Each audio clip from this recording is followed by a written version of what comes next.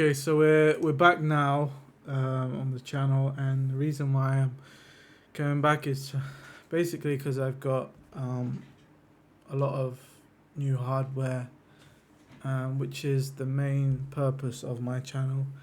I only show the best of the best. Also, nvidia now are migrating to a new format of drivers. I think it's in regards to DLSS 5, which is coming out later in the year. The legacy NVIDIA control panel has now been removed. So I just want to just go through main things. Okay, so it's essentially the same.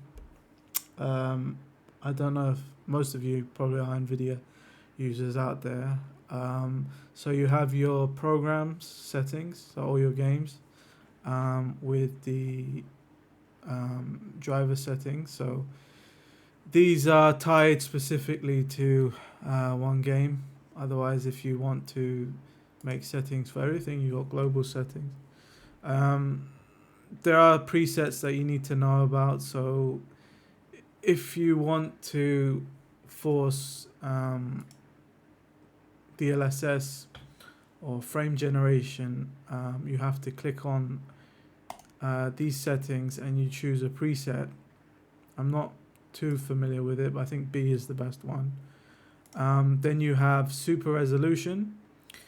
I usually use preset M, and then I set everything to performance, and the resolution is very detailed. It's more detailed than without it, and you get more frames. With reconstruction, you can just put it on recommended. Okay, so I'm not entirely familiar with everything, but this eye icon will tell you what it does. So it uses artificial intelligence to deliver smoother gameplay by inferring an additional frame between two rendered frames. So technically fake frames going there, but it's still good nonetheless. Like I said, a DLSS 5 is coming out towards the end of the year, or probably just before. And that is driven by the core as AI. So it is exciting to see new technology evolving. I didn't expect AI to be growing this fast, but there you go.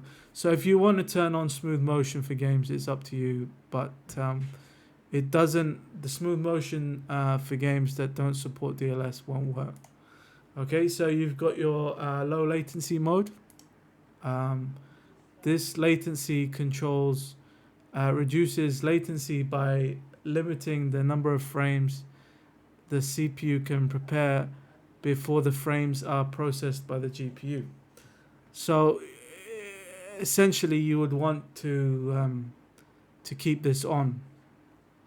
When you put it on ultra, which I do, it prioritizes latency by minimizing frames. In addition, this mode minimizes VSync latency and VSync and G-Sync.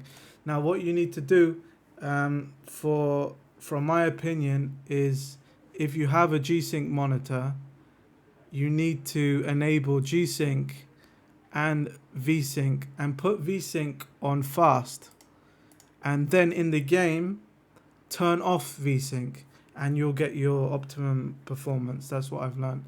RTX, dynamic vibrance, and HDR is on. Like I said, monitor technology is G-Sync. This is specifically tied to NVIDIA cards. So if you have AMD, you wouldn't be seeing this. Let's see, DSR factors. Super resolution produces smoother images by rendering a game at a higher resolution, downscaling it to the native resolution of the display using advanced filtering. So this could be turned on. depends on your liking. Obviously, power management mode, all of you need to put it on maximum performance to get the optimum performance there. Okay, so what else have they got? System. Okay, so yeah, this is my monitor here. This is the LG Ultra Gear. It's slightly more than 4K native resolution. Alright, so what you want to do, you click here, and then you click this G-Sync compatible button, which will enhance the G-Sync for your display. You need to do that. Color, if you go down and you choose nvidia, like that, you will get the highest color depth and bit, and obviously put it on full dynamic range to get the best color. Also, a lot of people tweak their vibrance. They put it on to about 55 and maybe slightly increase the brightness, but that is subjective. Okay, so what else? Video, RTX, super resolution, HDR. These are your statistics. So you got your GPU clock, the power, how much watts are being used, your temperature, your voltage, your VRAM, clock speeds, GPU utilization, sorry, which is on 1 because I'm not playing any games, fan speed, and CPU utilization. The rig itself shows obviously your hardware, so obviously you can see here, which is pretty much the best you can get right now, obviously because we're on Supreme PC. Redeem settings. Okay, so the overlay is here. About if you want, okay, so if you want the earliest software from nvidia, you need to opt into the beta or experimental features. For now, I don't need to do that, so it's fine. What else? So this one. I think that's it. I mean, they're migrating to a new sort of platform for nvidia drivers, which is good to see because the old one has been around for about 20 years. So yeah. There were some text in the NVIDIA drivers talking about neural rendering, which obviously is the new technology that drives the AI DLSS 5, which is coming out later this year. So obviously they're transitioning now to everything new.